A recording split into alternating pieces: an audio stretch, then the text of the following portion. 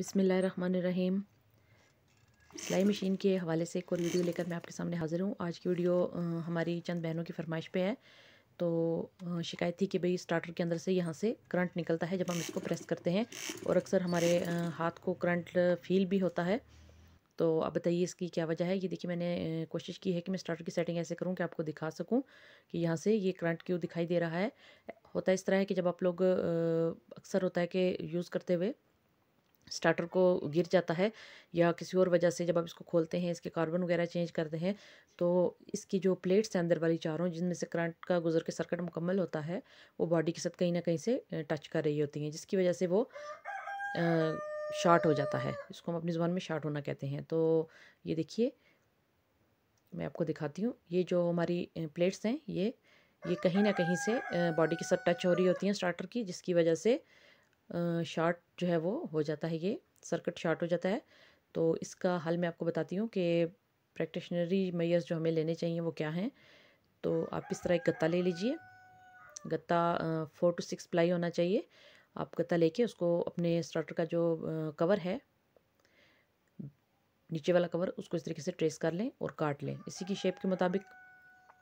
ये हम दोनों जगह पे गत्ता रखेंगे, ऊपर वाली साइड पे भी और नीचे वाली साइड पे भी, ताकि अगर एक्सीडेंटली कभी मशीन का ये फुट पेडल गिर जाता है, या इसकी कोई अंदर से प्लेट्स वगैरह जो है वो बॉडी के साथ टच हो जाती हैं किसी वजह से, तो वो डायरेक्टली जो है वो शॉर्ट सर्किट की वजह ना बने और हम लोग महफूज रहें। इसका जो बड़ी हैवी ड्यूटी मोटर्स के ऊपर तरीका होता है, वो भी इंशाल्लाह मैं वीडियो बना के आपको बताऊँगी कि वो लोग कैसे जो है वो इसको, इससे बचने के लिए क्या क्या तदाबीर इख्तियार करते हैं।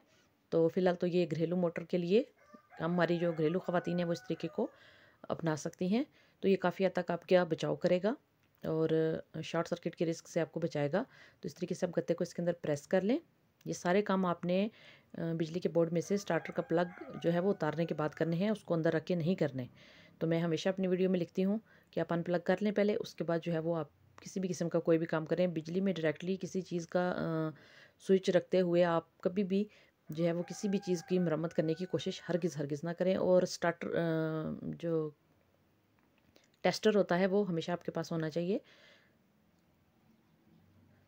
तो ये देखिए, इस तरीके से हम इस गत्ते को इसके अंदर सेट कर लेंगे। ये रबर बुश को निकाल के हम इनको दोबारा से अंदर इस तरह से प्रेस कर लेंगे।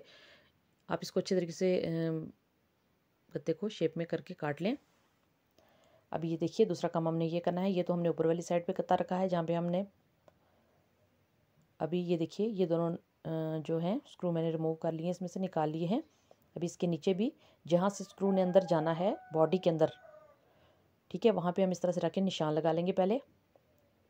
आप स्क्रू ड्राइवर के साथ उसमें सुराख कर लें, ताकि जब आपके पेज इसमें से गुजर के नीचे जाएं तो वो गत्ते में से गुजरते हुए जाएं, और वो जितनी ये प्लेट्स हैं ऊपर कार्बन के ऊपर की जो पत्रियाँ आपको नज़र आ रही हैं, ये बॉडी को टच ना करें, क्योंकि मेन वजह इसकी यही होती है कि जो इसकी बॉडी होती है उसको टच करती हैं, जिसकी वजह से सर्किट जो है वो शॉर्ट हो जाता है और आपको ऐसा फील होता है कि आपको इलेक्ट्रिक शॉक जो है वो लगा है, या मशीन की किसी भी जगह पे आप हाथ रखते हैं तो वहाँ से भी आपको इलेक्ट्रिक शॉक की फीलिंग आती है कि भाई इसके अंदर से करंट पास हो रहा है।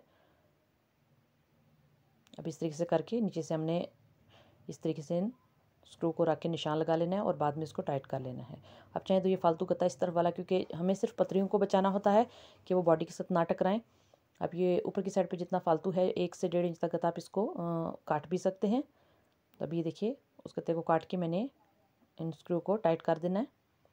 इनको अच्छे तरीके से आपने टाइट करना है, क्योंकि ये अक्सर ढीला रहने की वजह से भी जब आप स्टार्टर को यूज़ करते हैं तो ये बॉडी के साथ टकराते हैं। अभी हमने नीचे की साइड पे भी गत्ता रख दिया है और ऊपर की साइड पे भी रख दिया है। ये देखिए, ये बॉडी की जो तमाम प्लेट्स हैं इनको बॉडी के साथ डायरेक्टली टकराने से रोकेंगे।